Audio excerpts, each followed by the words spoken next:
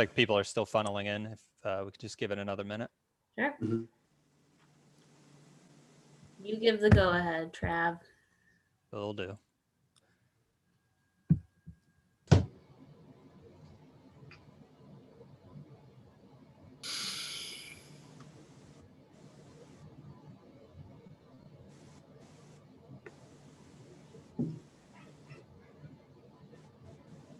Travis, can you answer Carl's question, please?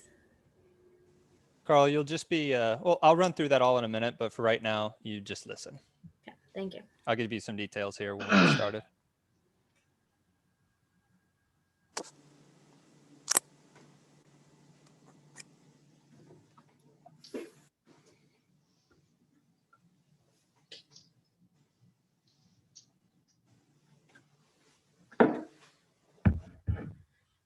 All right, Sam, I'd say to go ahead and get started. Looks like most of the people that we're waiting to get in are in. All right, sounds good. Well, I first wanted to say thank you for everyone for joining us today. We've been planning this for a couple months already, and we're super excited about it. My name is Sam Graz. I'm Program Director for Wisconsin Adaptive Sports Association, also known as WASA. I'm the recreational therapist. On our panel today, we have Ryan Baker and Bill Lundstrom. They're founders of Wheelchair Lacrosse USA, so they're going to give the lowdown more about how it started and some logistics of it. Dr. Ken Lee is the Chief Spinal Cord Agent at the Milwaukee VA, and he is also a Wheelchair Lacrosse USA board member. Jake Richard is a current Marquette assistant coach and professional lacrosse league player. He will be featured in a video later today with our other player and coach, Zach Granger. Chris Van Etten is a wheelchair lacrosse player from San Diego, and he is also a veteran representative that's going to talk to us today. Carolyn Roberts is a Milwaukee Eagles player. She'll be talking later today to show that perspective. Mike Looney is Vice President of Wheelchair Lacrosse USA and current player, manager, coach of the Maryland Thunder. And then last but not least, we're going to introduce Travis Greaves. He's Sports and Recreation of Paralyzed Veterans of America, and he's the logistics behind this. So what he's going to do is he's going to give a rundown of how this is going to work, and then we're going to proceed. All right, thanks, Sam. So I'm just going to give a quick rundown of how this Zoom is going to work. We have the chat function, which some of you seem to have found in the bottom right. And that's just if you guys want to talk to each other or anything that you want to say informally to us. There's also a Q&A button at the bottom of the screen. You can click that and type in your questions. We're going to do a question and answer at the end for about 10 to 30 minutes. And we should be able to get around to any questions that you might have. So just as they're coming up throughout the presentation, if you have any questions, put them in there and that'll list them. And then we'll get to those questions at the end. And if it's for a specific person, feel free to, just say this question is for this person. And with that said, that's all that I have. I'm going to hop us into the video showing what wheelchair lacrosse looks like on the court. 1 second.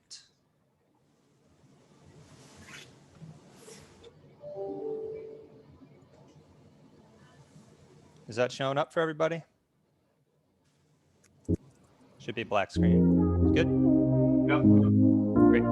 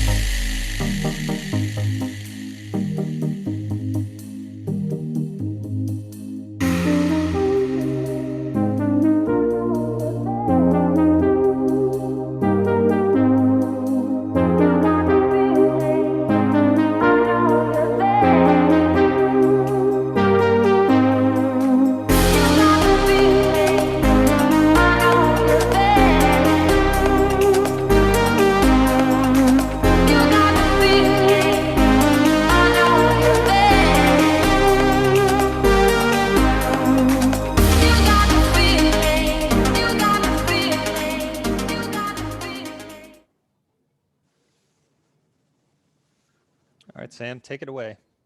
All right. So Chris Rolfing was an awesome volunteer that put that video together. So we wanted to thank him for that. So now what we're going to go into is Ryan and Bill are going to talk about the history of wheelchair lacrosse and kind of give more logistics of that. So Ryan and Bill. Hey, all right. How's it going, everyone? Thanks for joining us today. I want to give a special thank you to the PVA for putting this together, to Travis and the grant that was made available to make this happen and spread the information about this awesome sport that we're trying to grow.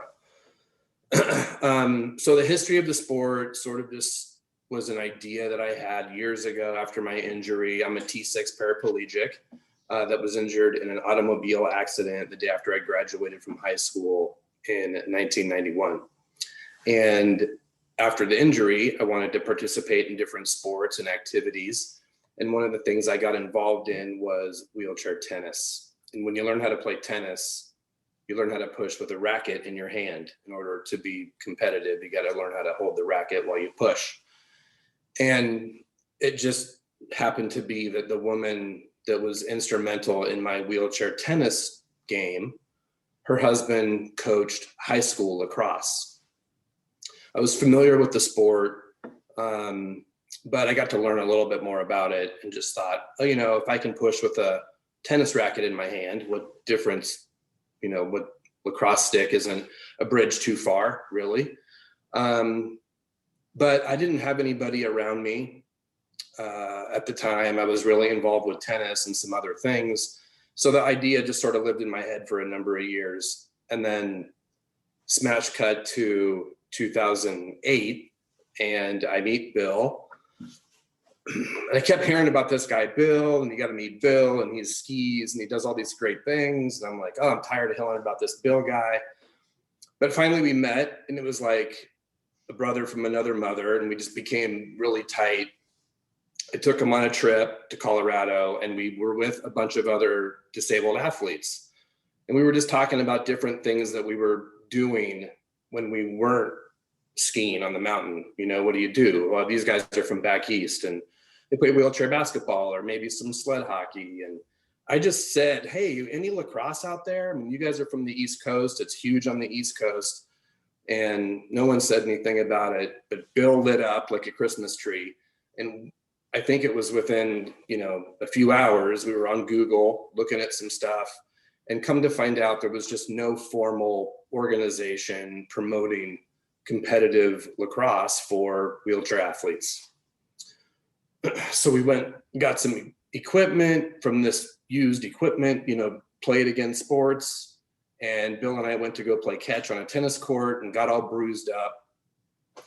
And there were balls bouncing all over the place because we were using outdoor balls. But within a few weeks, we had a number of guys out catching, throwing the ball around on a tennis court.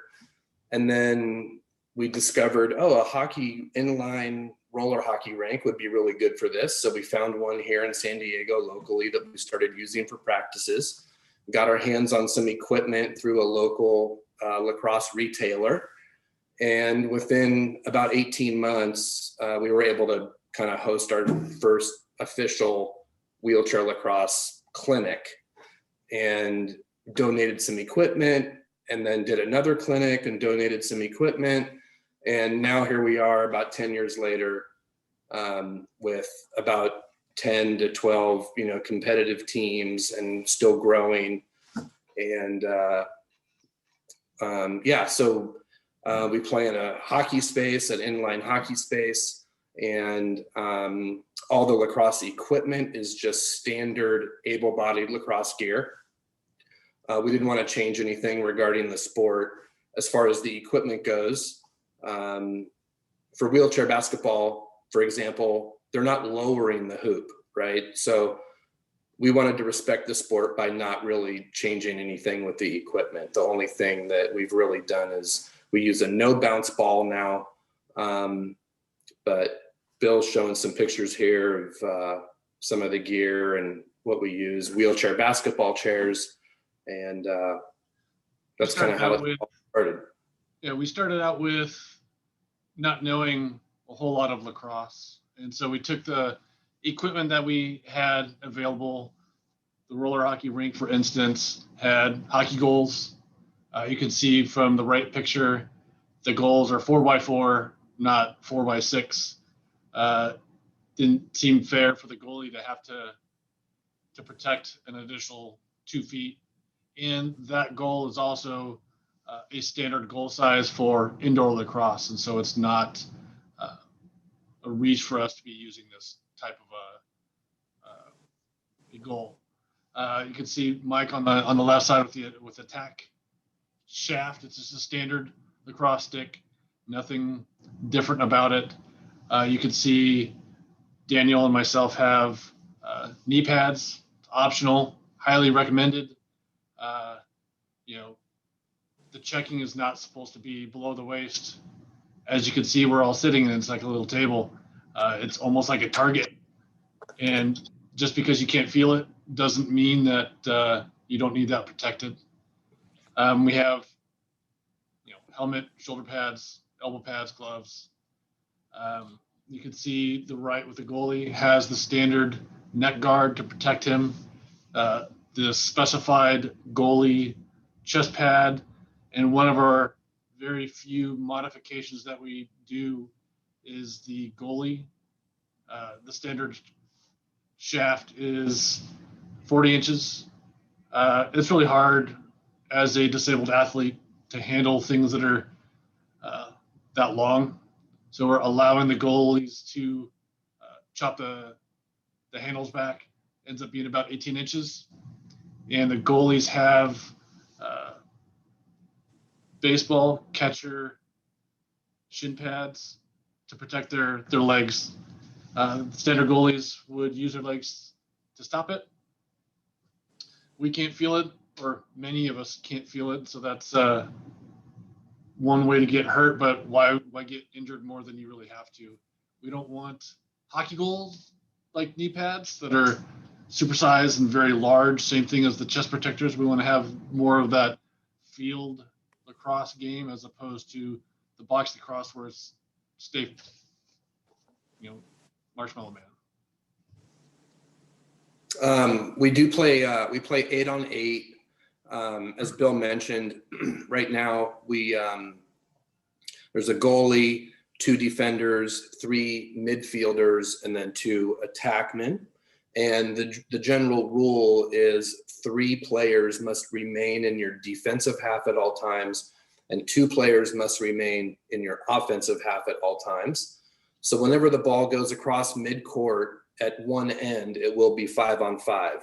And then the ball goes to the other end, 3 players from one team stay back, 2 players from the other team stay back. And when there's a transition, then again, it's 5-on-5 on the other end. We sort of did it that way. That's how outdoor lacrosse is traditionally played right now in the men's game for field lacrosse. But in the interest of what we're doing, we felt it was good to kind of prevent, the ball from squirting out and then it just being like a sprint to the other end of the floor.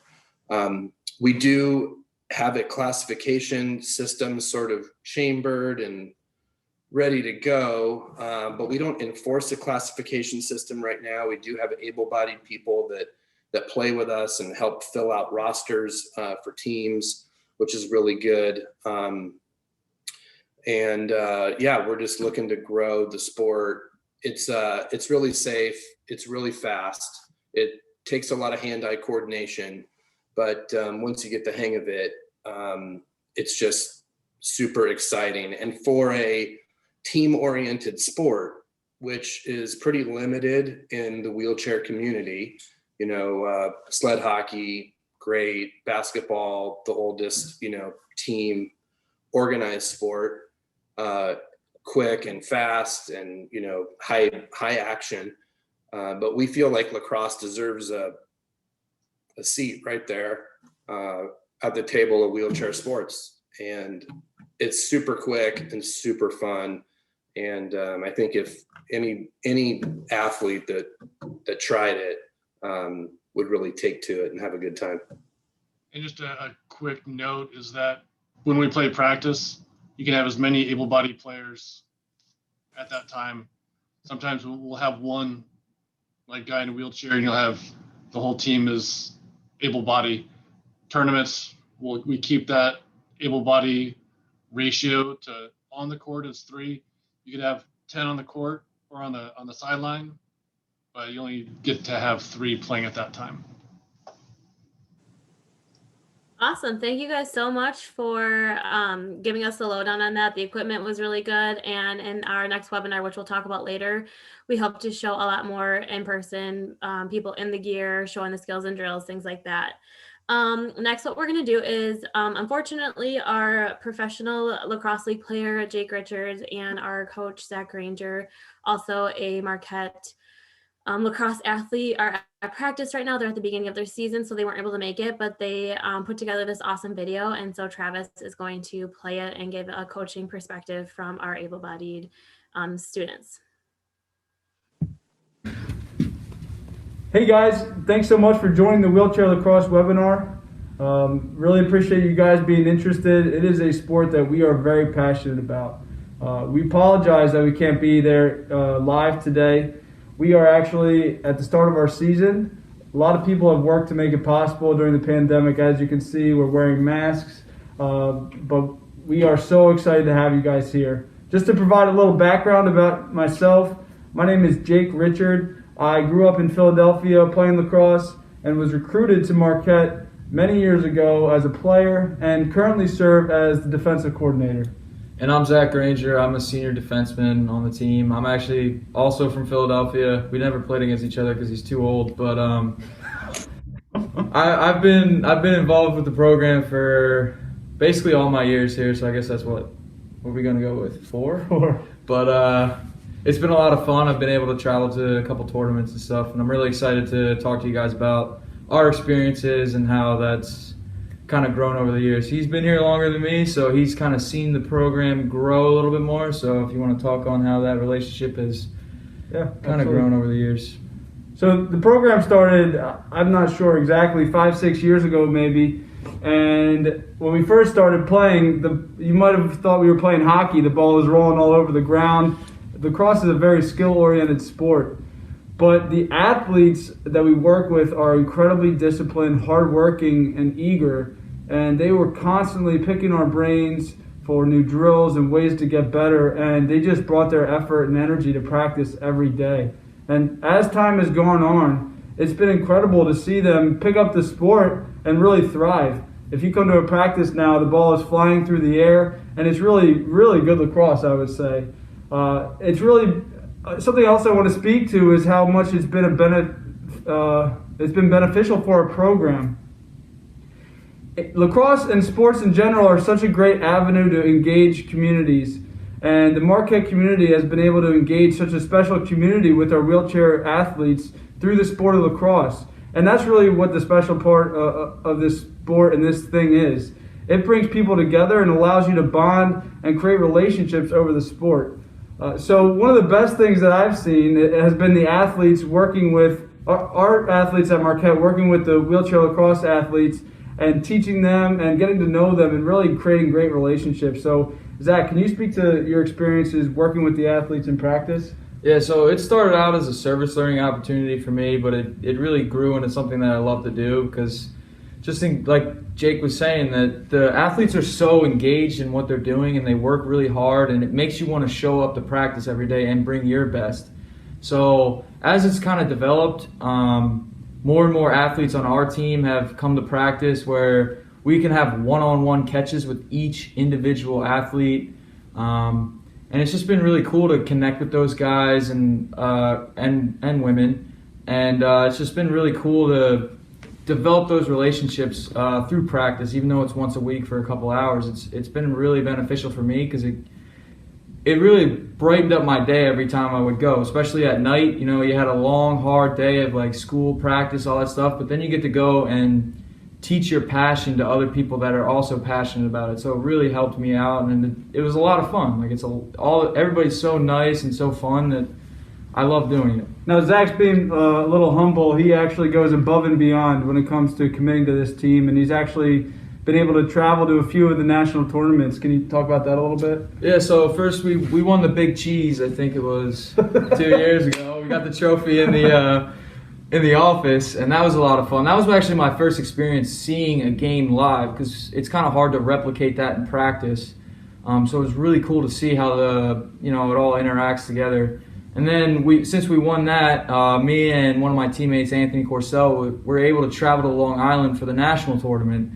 And I mean, that was a crazy venue. You got all the best teams from all over the country playing, and it's a really high competition. And we did really, really well. So it was really, really rewarding. And it's just another opportunity to bond together as a team. Like all those people, all those guys and girls on that team, like, I love talking to them. I still talk to a lot of them on a regular basis outside of practice, and it's just been really cool to see that kind of manifest with all those hours of practice that we did. So it was just really cool. I will say that getting to know these athletes has been really inspiring and motivating as an athlete and a coach.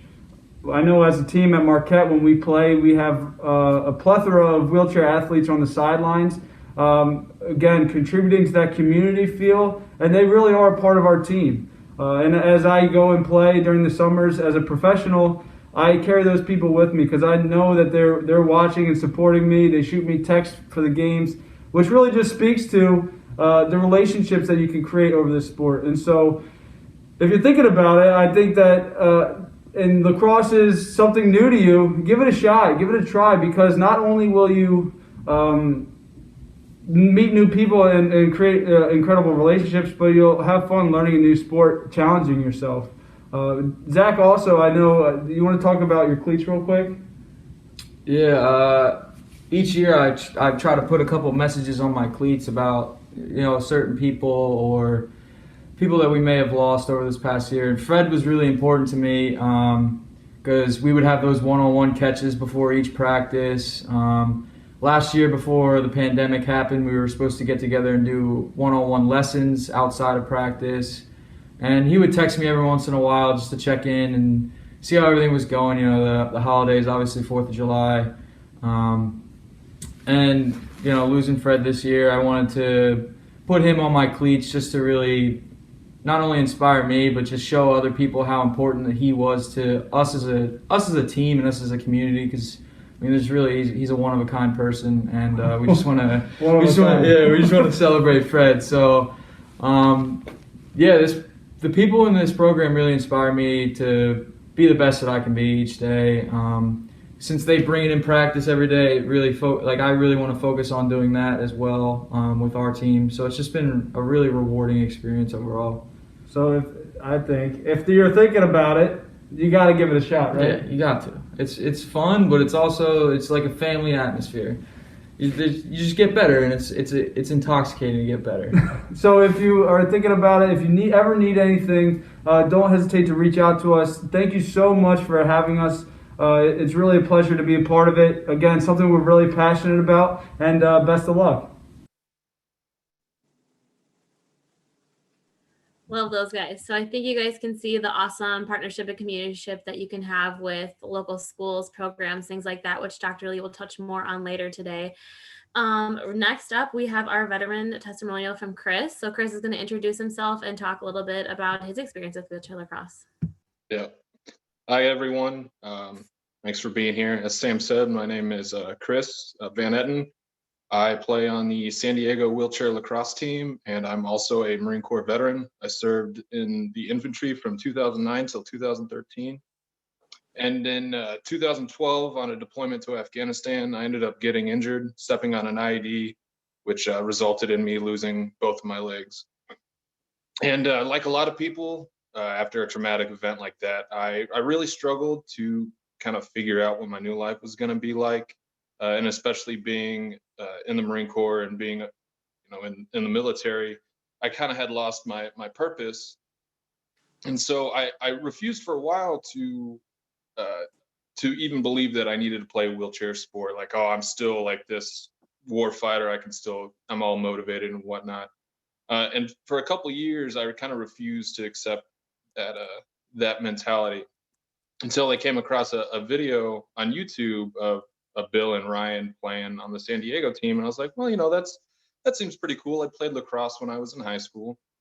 And And so I reached out to Bill and I asked, hey, when you guys practice, I'd love to come and try it out. And he's like, hey, you know, we come out every Sunday. And so I came out, and for a couple games, you know, they took it easy on me.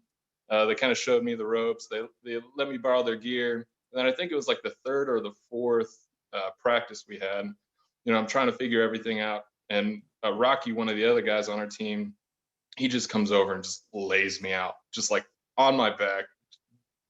Didn't care whatsoever.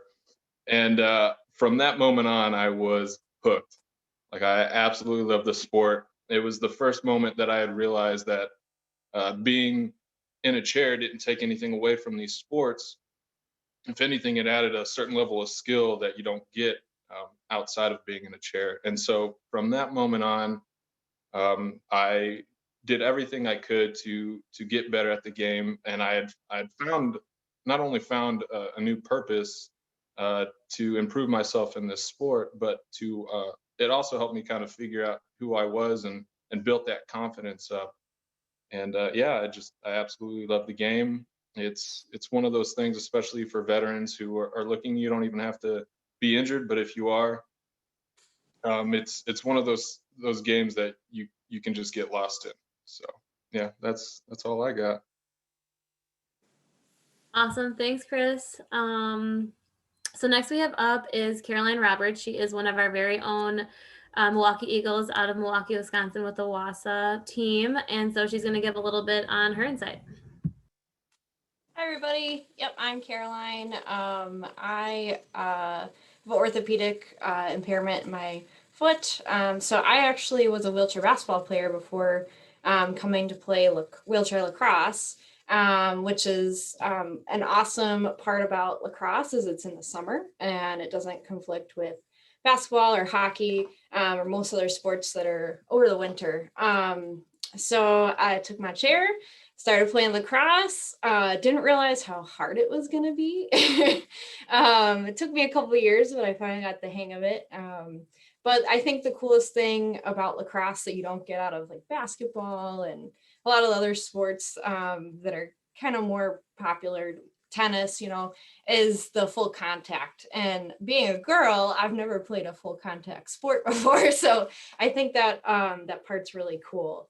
And just in general, as our Marquette coaches were talking about, it is a community. And I don't necessarily feel like, you know, just because I'm a girl, they're not going to pass me, you know, there's none of that. Instead, you know, they're going to beat on me just as much. I'm going to be bruised purple and blue down my arms by the end of the time.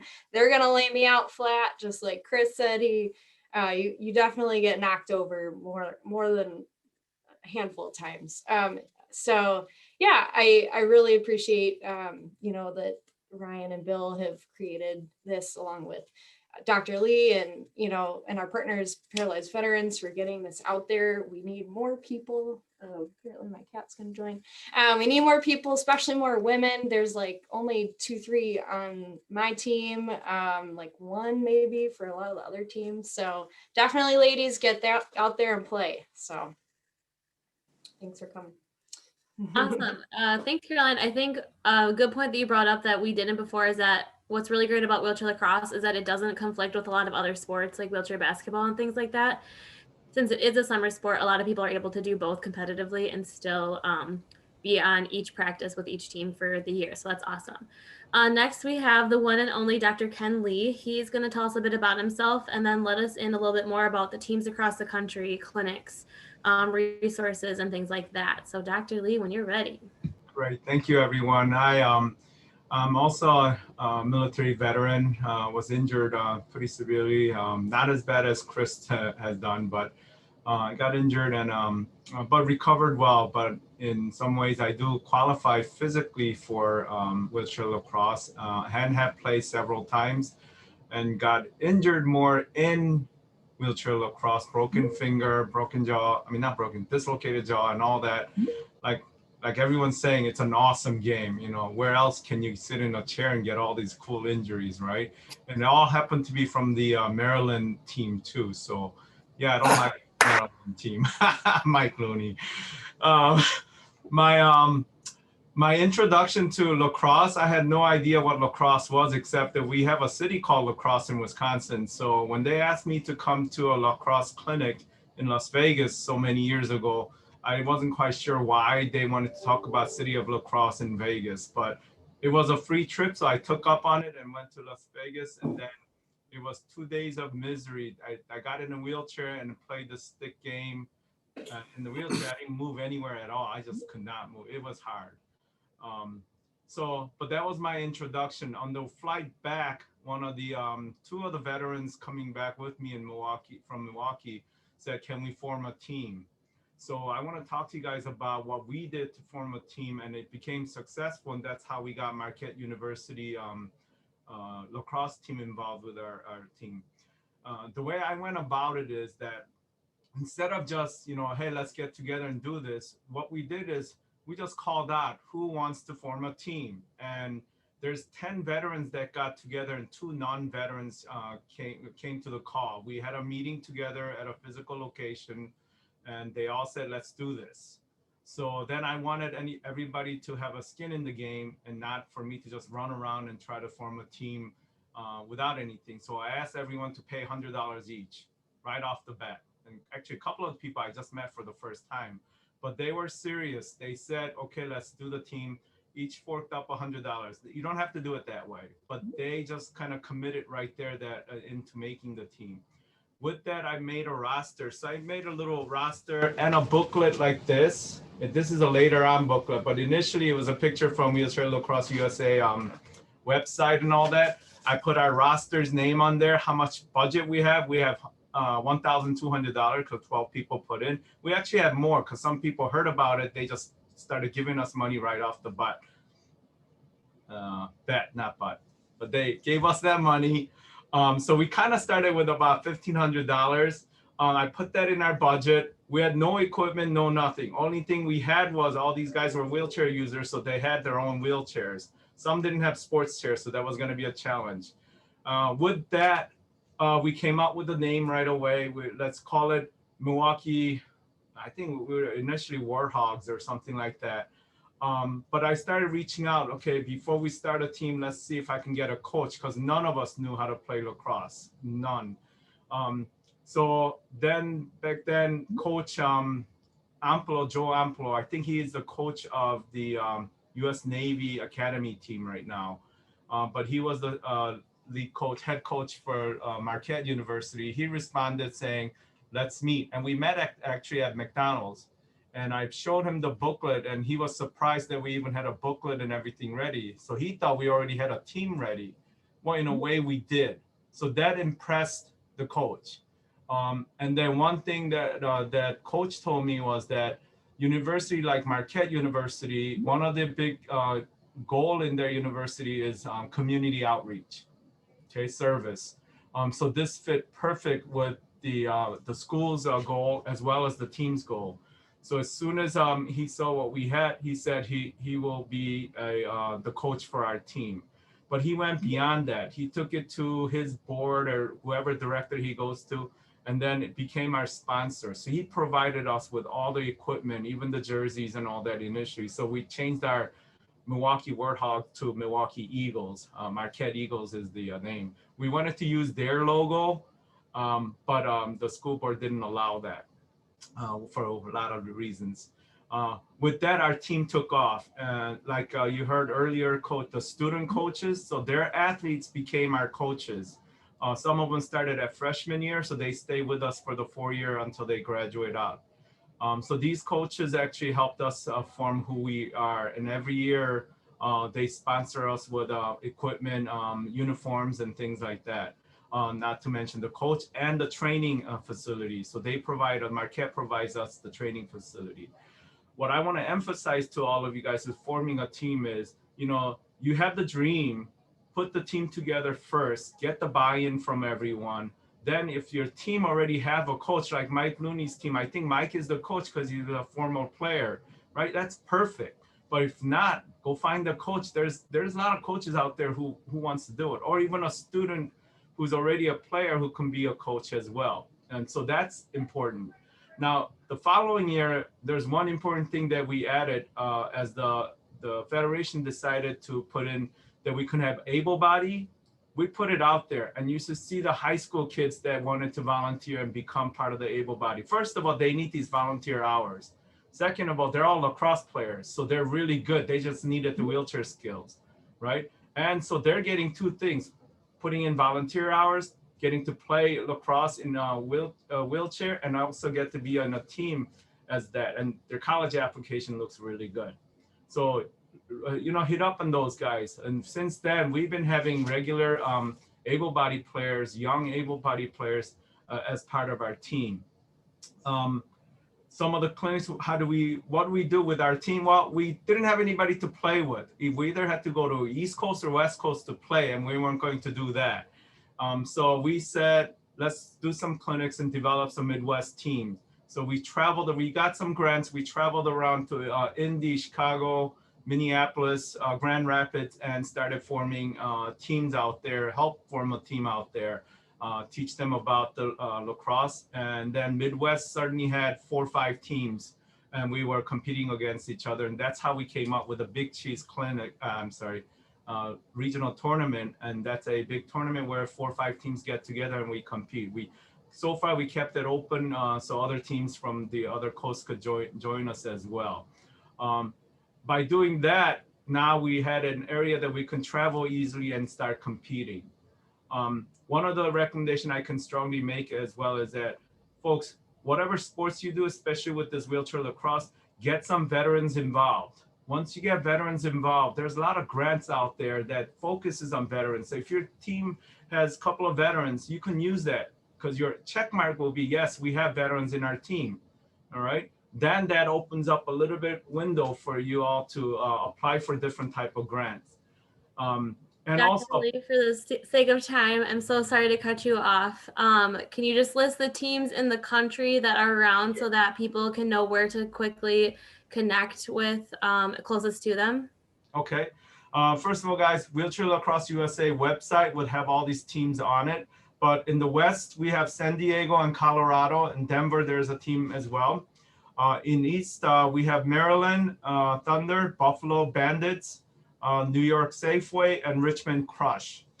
In Midwest Central, we have Indy Rip, Indianapolis, Milwaukee, Minnesota, North Star. They're based out of Minneapolis. And Grand Rapids, Michigan has Grand Rapids Frenzy. That name's new, so that's pretty cool. They've been as part of this group for a while.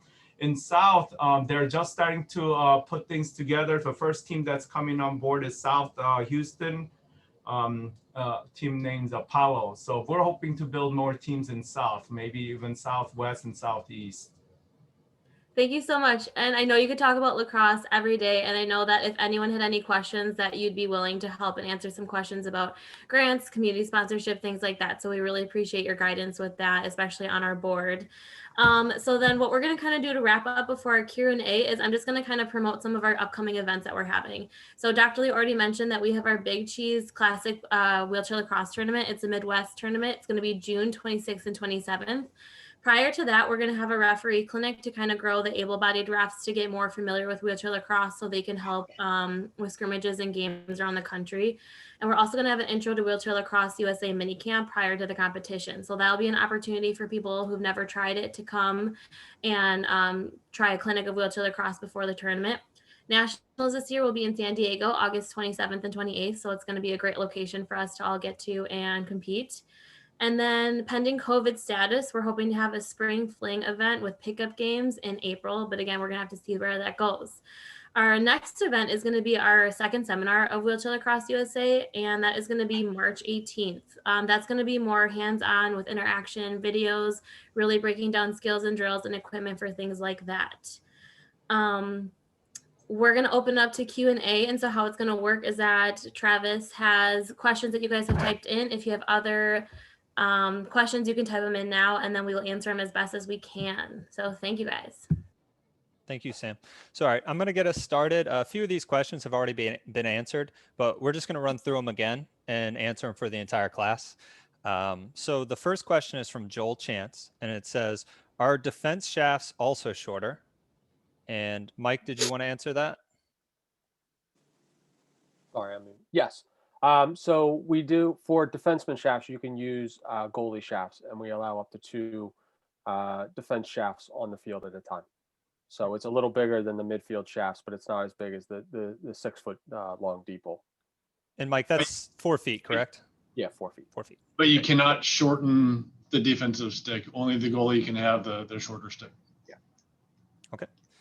The other question is, where are the tennis teams located throughout the U.S.? Dr. Lee just went over that, so we'll move past that. Thank you, Melissa. Kevin Green asks, do you allow able-bodied athletes to play with you? We did cover that, but Dr. Lee, do you just want to go through that again real quick? Sure.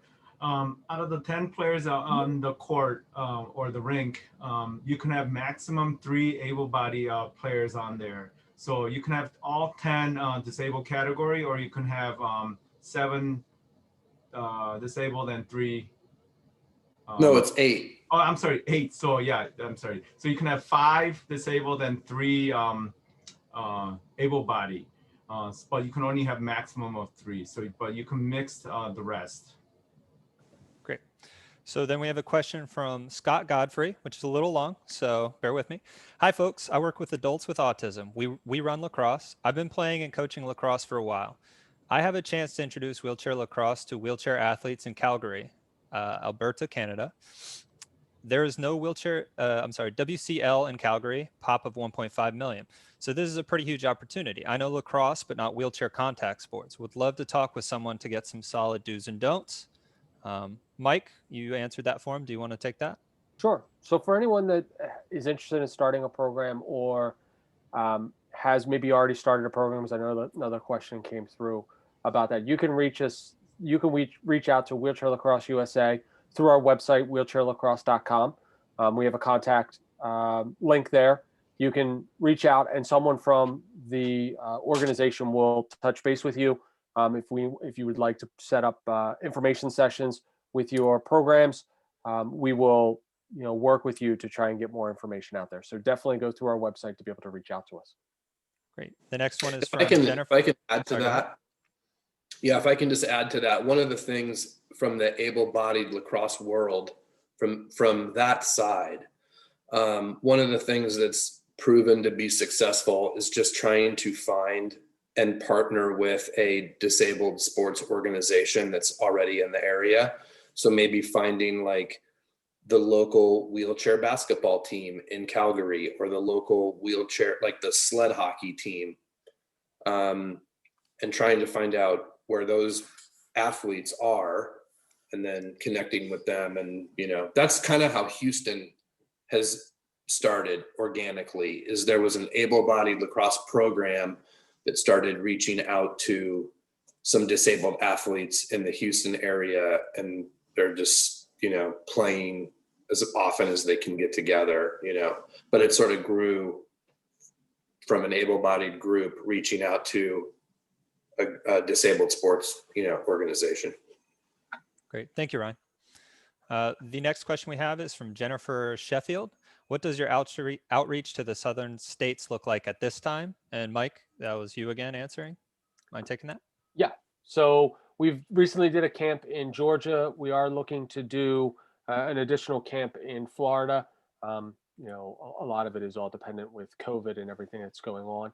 But we also have a team that has started up in Houston, Texas, that you can definitely reach out. All of the information about the different teams is posted on our website. So that's right now where we have, where we've been doing some outreach and trying to develop teams. Great, thank you. Another question from Jennifer again. What different skills do the chairs add to the overall skills required for the sport? And that one was directed at Christopher. Chris, you mind taking that? Yeah, definitely. So, as you can probably imagine, in a chair, it's not just you have to learn how to manage both handling the ball and moving in the chair. Whereas in regular lacrosse, that's not something you really have to worry about. And it's interesting to watch, because especially playing against like the college level athletes who are in the chair, you can see them kind of just scooting along, trying to go as fast as they can, and then everybody who's been playing in a chair, they kind of just blow right by them until they get used to it. So I would say that's probably the biggest thing, is just requiring or learning how to handle the ball and move at the same time in the chair in an effective way. Great. Thanks, Chris. The next Yeah, question. the chairs are like, it's like putting on a pair of cleats. You know, it'd be hard to like play lacrosse in a pair of ballet slippers. So having the chair, and the chairs we use, if it hasn't been mentioned already, the chairs that we use for wheelchair lacrosse are wheelchair basketball chairs. So they meet all the specs and need to abide by all the same rules as a wheelchair basketball chair. But there are wheelchair lacrosse chairs as well, correct? No, well, I mean, we can label them wheelchair lacrosse chairs, but they would be like, the specs would be legal for both basketball and lacrosse. Great. Thanks, guys. The next question is from James Cesario. Can you recommend a stick to begin playing with? Also, any modifications that you use? Anybody want to jump in on that one? Yeah, I know I had briefly typed up an answer. I mean, a lot of times with individuals, I mean, so I played lacrosse in high school and partially in college before I got injured. So I had a lot of, experience with playing with lacrosse. But any type of stick that you buy at a local sporting goods store is good. I do recommend, try to find one that is light because you will find holding onto the stick and pushing, your arm after a while is going to get tired. And then as with experience, you kind of get a kind of a better understanding with what type of stick you want, the type of string, that you use. So my team, we had a bunch of East Coast Dyes lacrosse sticks that were donated to the team, and they were really good for us to be able to use. But, a lot of it depends on preference. I know there was another comment that came in about using the Warrior Warp, which there is no stringing involved in that. So, that is definitely a good thing. But I do recommend to my players to use something that's very light just because of having to push around with it. Great. Thanks, Mike. So we still have a lot of questions to get to, and we're running short on time. So we're going to try to rapid fire these a little bit. The next question is from Joel Chance. Is there a preferred forum to find interested players? Mike, you answered that. Do you want to reiterate? Yeah, it kind of goes back to what Ryan just said earlier, is partnering with the local wheelchair basketball programs, sled hockey programs. I know our Buffalo teams up in Buffalo and upstate New York have had a lot of success with the sled hockey programs. And then also just looking at local rehab VA centers, or even reaching out to local lacrosse programs, able-bodied lacrosse, because individuals that may have a disability may know someone that plays lacrosse. I mean, I'm in Maryland, so we're a hotbed for lacrosse. So I do recruiting through those type of programs to see if they know anyone that's interested. Great, thank you. The next question is from Joel Chance. Does anyone know if the VA will purchase a sports chair for a vet? And I think Dr. Lee is uniquely. Yeah, Joel, definitely if you show that you are involved in teams and are actively working on that sport, VA will provide that wheelchair, the sports chair that you need. There are a little bit of logistics involved, especially if you receive a basketball chair already for basketball. You're not going to get a second basketball chair just to play lacrosse. But yes, the general answer is yes. Great. And Chris, you looked like you're going to jump in there. Did you have anything to add? Yeah, I mean, Dr. Lee probably could answer it better, but yeah, my newest chair is actually from the VA. But if you are struggling to get it through the VA, I know it can be a process, especially with everything going on. There are a lot of like a Challenged Athletes Foundation. I got my very first chair through Semper Fi Fund, America's Fund. So there are different routes that you can take. Great, thank you. The next question is for Eric Dean. I'm sorry, from Eric Dean. Are there any ways for me to get involved? I'm a student at UW Milwaukee, and this sounds like an awesome project. I don't really know who to kick that to. Does anybody have thoughts on that? You can email me, Sam at wasa.wasa.org. One more time, Sam. sam@wasa.org. Great. I'll Thank put it you. in the chat. Caitlin Maiden asks, when and where is the camp? And I'm hoping they're talking about the Big Cheese Classic. Yeah. So yeah, we have the Big Cheese Classic that is scheduled at this time in June in Milwaukee area. We have the Nationals actually scheduled in August in San Diego. Those are the two main ones there, but each team may have their own. Right now, because of COVID, we're not committing to too many things, but we as a board are constantly meeting to figure out what is the best way to go about having these clinic. Maybe even kind of reformatting what we have done in the past to make it more effective. So incidentally, we're actually having our board meeting, and that is actually one of our top agenda as well. So as soon as we figure or we revamp some of this, it will be on our website. I don't know if anyone else has more to add to that. Oh, by the way, our second webinar, right now we haven't 100% decided. Our goal was that each team perhaps have something if the COVID allows it, and have you guys go there and participate. But that's just a rough plan. So that's one kind of the clinic for you guys to look at, the hands-on portion of it. But we'll put out more about that as well. Great. Thank you, Dr. Lee. Okay. The next question is from Eric Rabaznisk. Sorry if I got that wrong. Are there any grants you recommend looking into to help get a lacrosse program started? And Eric's with the University of Michigan Adaptive Sports and Fitness. Yeah, so I would take that. And I would say the first thing, maybe write us an email, Eric, at the info@wheelchairlacrosse.com. But one of the things I should mention is that we are a member organization of US Lacrosse. So what that basically means is we can use US Lacrosse for wheelchair lacrosse. You could go to US Lacrosse for a grant to be used for your wheelchair lacrosse program. It's called a First Sticks program, and we can send you information on that and how to apply and sort of get plugged in with US Lacrosse on a local level too, which would be really good. One other thing I'll mention with that quickly is that all players, if you're participating in a Wheelchair Lacrosse USA event, like a tournament or something, you will need to have a current US Lacrosse membership and provide the membership number when you register with your team, for any competitive event. Great, thank you. The next question is from Alexandra Rodriguez. Will there be opportunities to volunteer at upcoming events? I would say, of course, it just depends on where you are, Alexandra, and yeah, but we're always looking for volunteers. Yes. Awesome. Do you work internationally as from UK, from the United Kingdom? We are starting to grow internationally. We have interest from Australia, from Germany, from the UK. Again, there is some information that we do have, but if you are in the UK and you're interested, one of the first steps I would take would be contacting your national governing body of lacrosse. So that would be English Lacrosse.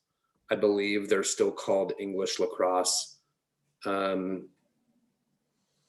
Somebody might want to fact check that for me. It might be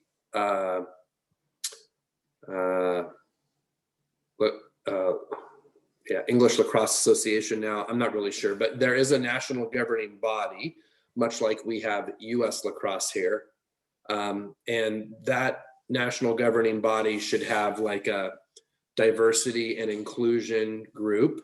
And that's where this adaptive and wheelchair lacrosse will fall under, is the national governing body's diversity and inclusion. So that's one of the first steps I would take if you're looking to grow this in a different country. Great, thank you. I'll just mention right now, there's a few resources going in the chat in the bottom right. So if you guys are looking for opportunities of what we're talking about, you can also check that out. The next question is from Lance Fenderson, and it's, how easy is it for high injury levels to play? I'm a C5, C6 in a manual chair. We do have quads that play. Again, your diagnosis at C5, there's a lot of different C5s, but your functional level will be different. But we do have some, what I would call high point quad rugby guys that do come out that are able to grip the stick, and or we maybe can cut it down for them, tape it to the hand, much like a tennis racket. But it really just becomes about mobility and how proficient you feel out there. You know, we want to like maximize all of your potential, and lacrosse will do that for sure. Great, thank you. We do have a lot of Asia A's on high quads that play easily.